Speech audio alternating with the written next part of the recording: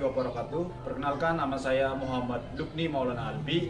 Saya adalah mahasiswa PPG dalam jabatan kategori 2 tahun 2022 di Universitas 11 Maret Surakarta. Saya adalah guru sosiologi di SMA Mari Bulakamba Brebes.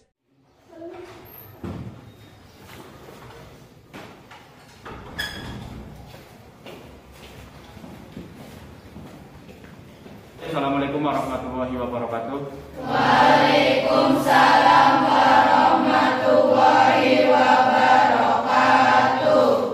Ya, sebelum memulai kegiatan belajar pada pagi hari ini, silakan ketua kelas untuk memimpin, menyiapkan dan berdoa. Duduk siap, doa, mulai.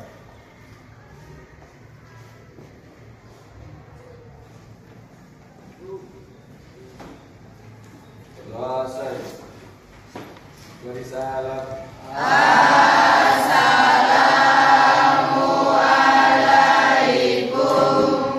Assalamualaikum. Selanjutnya, Bapak akan absen terlebih dahulu.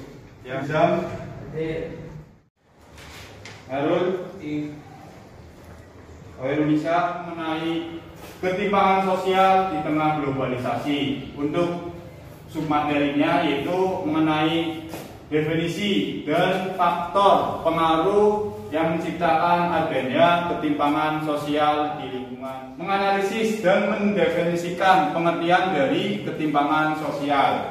Yang ketiga, memberikan solusi mengenai adanya ketimpangan sosial. Sedikit dulu. Ya, contohnya seperti ini. Tepuk 2 kali. Saya ulangi. Tepuk 1 kali. 1 kali. Perhatikan kata-katanya. Ya, kalau tepuk berarti tepuk. Kalau cuma saya 1 kali berarti tidak. Ulangi. Ya, 1 kali. Tepuk 2 kali. 2 kali, Mas. Ya. Terakhir sekali lagi. Tepuk 2 kali.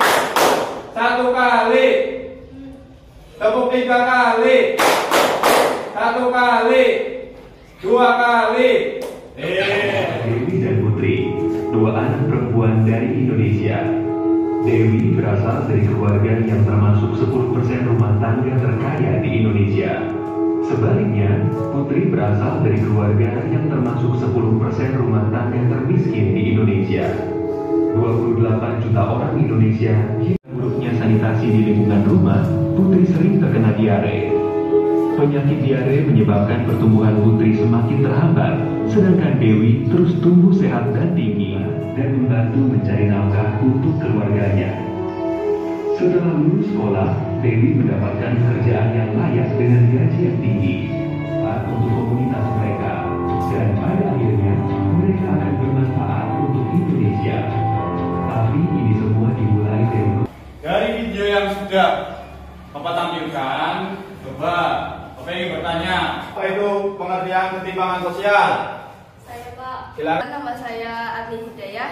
Saya akan menjawab pertanyaan dari Bapak Guru. Apa yang dimaksud ketimpangan sosial? Ketimpangan sosial adalah fenomena sosial yang menunjukkan adanya ketidakmerataan atau perbedaan di sekitar masyarakat. Ini bahwa karena ketidakseimbangan atau perbedaan dalam lingkungan suatu masyarakat. Sedangkan menurut Cahyokumolo bahwa ketimpangan sosial adalah buah dari pembangunan sosial yang terjadi di masyarakat. Faktornya apa saja? Ada yang tahu? Silakan berdiri. Nama saya Intan Pranini. Saya akan menjawab faktor yang mempengaruhi ketimpangan sosial. Ada 2 faktor yang mempengaruhi ketimpangan sosial. 1 faktor alami dan 2 faktor non alami. Nah, betul sekali. Ketimpangan, perbedaan. Kalau di kota gedung-gedungnya tinggi menjulang, sedangkan di pedesaan kita jarang melihat gedung-gedung yang tinggi seperti yang ada di perkotaan. Nah, banyak orang desa pergi ke kota untuk mencari pekerjaan, sehingga kehidupan orang di kota itu lebih maju dibandingkan dengan yang ada di desa. Itu namanya perbedaan sumber daya alam. Coba, apa itu perbedaan sumber daya alam? Ada yang tahu? Perkenalkan, saya Siti Azhar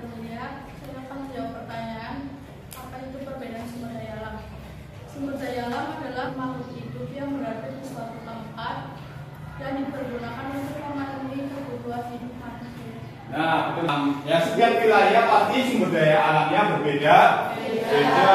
Kalau lingkungan kalian sumber daya alamnya bagus, otomatis kehidupannya pun pasti akan lebih bagus. Sebaliknya bagi masyarakat yang lingkungannya sumber daya alami itu biasanya terjadi atas dasar dari manusianya itu sendiri. Ya, pertama ada faktor kondisi demografis.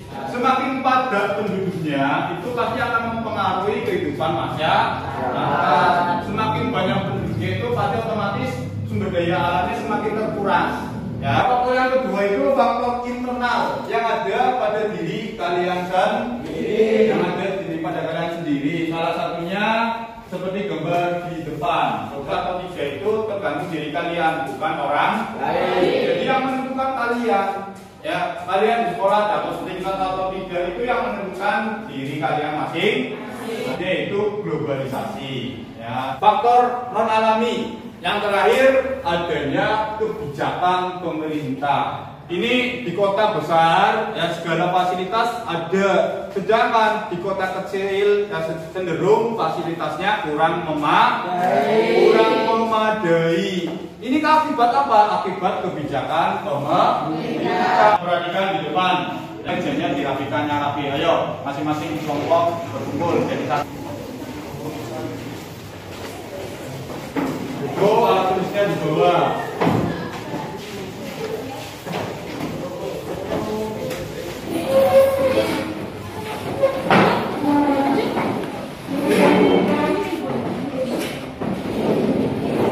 Dan diskusikan secara kelompok, ya. Seperti pelajarannya apa, kelas, semester, ya, materinya tentang apa, kelompok berapa, dan nama-nama kelompoknya harap ditulis. Ya, kemudian diisi sesuai perintah. Ya, bisa perhatikan di depan. Ya, urut tugasnya yang harus kalian diskusikan. Yang pertama itu kalian adanya ya pembangunan yang tidak merata. Paham? Nah, selanjutnya saya bagikan.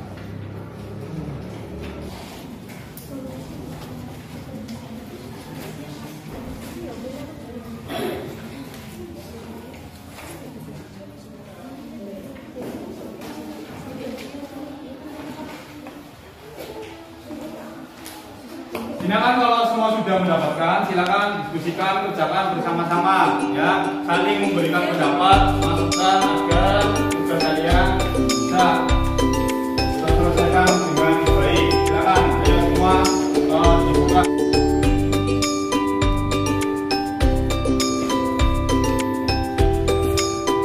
Silakan ditanyakan saja. Apabila ada yang belum paham, tugasnya belum jelas, boleh ditanyakan.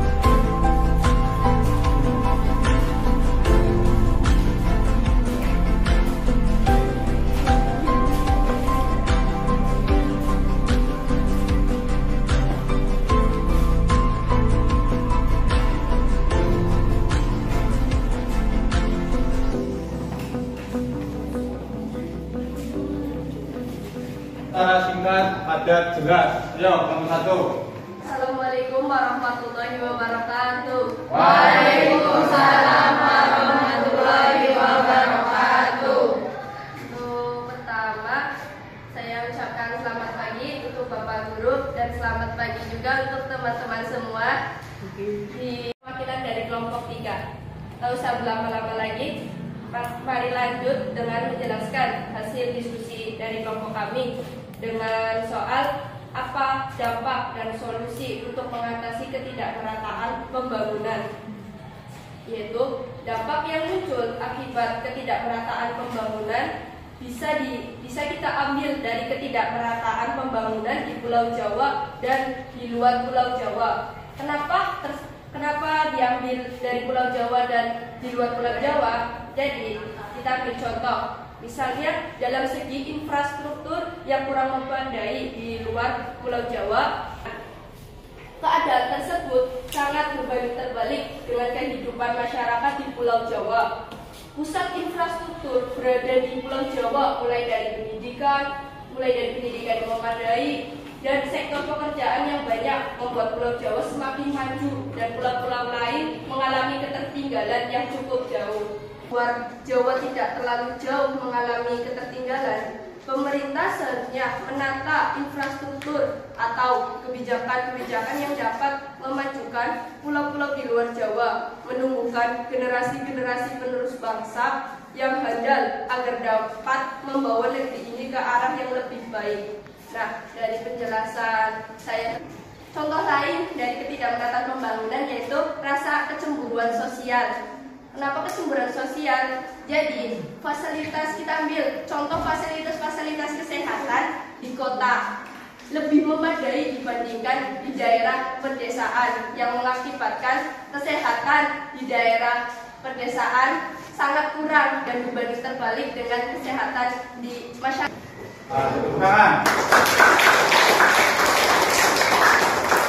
Ya, semua kelompok sudah mempresentasikan hasil diskusi. Saya akan memberi kesimpulan mengenai pembelajaran pada pagi hari ini.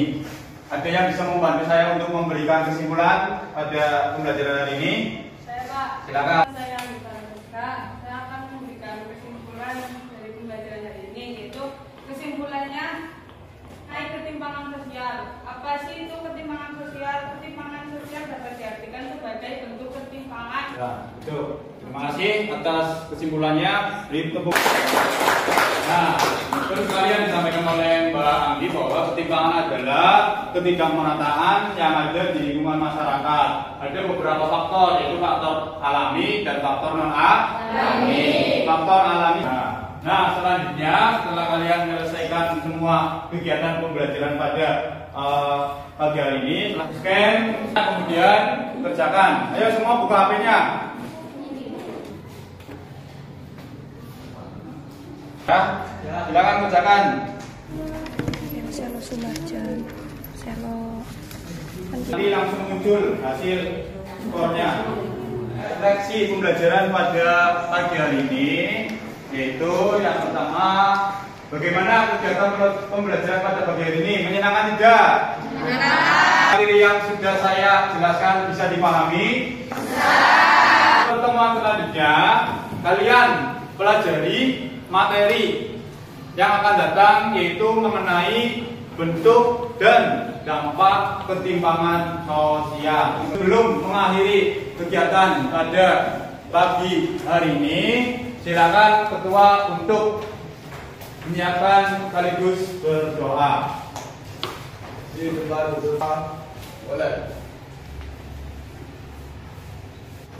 Doa salam.